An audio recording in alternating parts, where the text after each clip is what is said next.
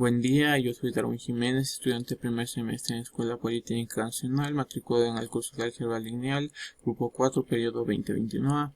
En este día voy a resolver el ejercicio 1 de la lista de ejercicios 2 propuesto por la Cátedra de Álgebra Lineal. El ejercicio 1 dice así: en reales al cuadrado se definen las operaciones suma de reales al cuadrado por reales al cuadrado en reales al cuadrado y producto de reales por reales al cuadrado en reales al cuadrado por x1, x2 sumado y1, y2 es igual a x1 más y1, x2. Y el producto de alfa por x1, x2 es igual a x1, alfa x2. Para cada x1, x2 y y1, y2 elementos de los reales al cuadrado y para cada alfa elementos de los reales. El literal A dice: determine si 0,0 es el elemento neutro para la operación suma. Y el literal B dice: determine si se verifica la propiedad del producto de alfa por la suma de x1, x2 más y1, y2. Esto es igual al producto de alfa por x1, x2 sumado al producto de alfa por y1, y2 para cada x1, x2 y y1, y2 elementos de los reales al cuadrado y para cada alfa elemento de los reales. Empecemos por el literal A. El literal A decía: determine si 0,0 es el elemento de un neutro para la operación suma.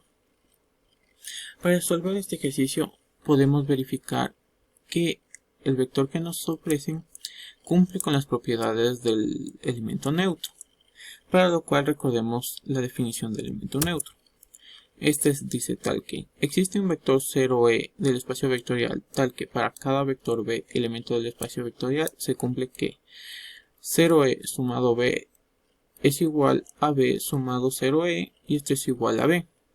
Por tanto, para verificar esto, definimos al vector x1, x2 y 0,0 elementos de los reales al cuadrado y tenemos que x1, x2 sumado 0,0 este es igual a x1 más 0, x2, esto por la definición de suma dada. Y este es igual a x1, x2 por las propiedades de los reales. Además, 0,0 sumado a x1, x2, este es igual a 0 más x1, 0. Esto nuevamente por la definición de suma dada. Y esto por las propiedades de los reales es igual a x1, 0. Luego de esto tenemos que, dado que x1, x2 es diferente a x1, 0, podemos concluir que 0,0 no es el elemento neutro para la operación suma con las operaciones dadas. Ahora bien, pasando con el literal B del ejercicio, nos dice que determine si se verifica la propiedad del producto de alfa por la suma de x1, x2 y y1, y2. Este es igual al producto de alfa por x1, x2 sumado al producto de alfa por y1, y2 para cada x1, x2 y y1, y2 elementos de los reales al cuadrado y para cada alfa elemento de los reales. Dado que la propiedad que nos piden verificar presenta una igualdad, el ejercicio puede ser resuelto de dos formas distintas. La primera forma sería empezando desde un lado de la igualdad y verificando que se llega al otro lado de la igualdad. O a su vez podemos desarrollar ambos lados de la igualdad de forma separada y verificando que el desarrollo al que se llega es el mismo. En esta ocasión realizaremos el ejercicio por el segundo método. Por tanto, definimos a x1, x2 y y1, y2 elementos de los reales al cuadrado y alfa elementos de los reales.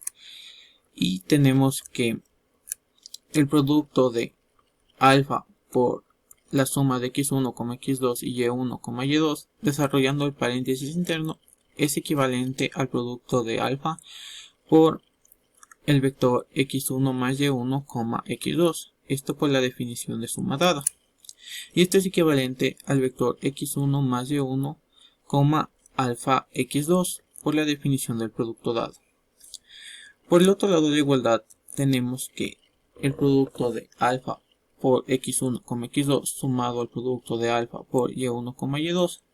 Esto es equivalente al vector x1, alfa x2 sumado al vector y1, alfa y2. Esto por la definición del producto dado. Esto es equivalente al vector x1 más y1, alfa x2 por la definición de suma dada, y dado que ambos lados de la igualdad llegan al mismo desarrollo, se verifica que la propiedad del producto de alfa por la suma de x1, x2 y y1, y2 es igual al producto de alfa por x1, x2 sumado al producto de alfa por y1, y2 para cada x1, x2 y y1, y2 elementos de los reales al cuadrado, y para cada alfa elemento de los reales. Concluyendo de esta forma el ejercicio 1, muchas gracias.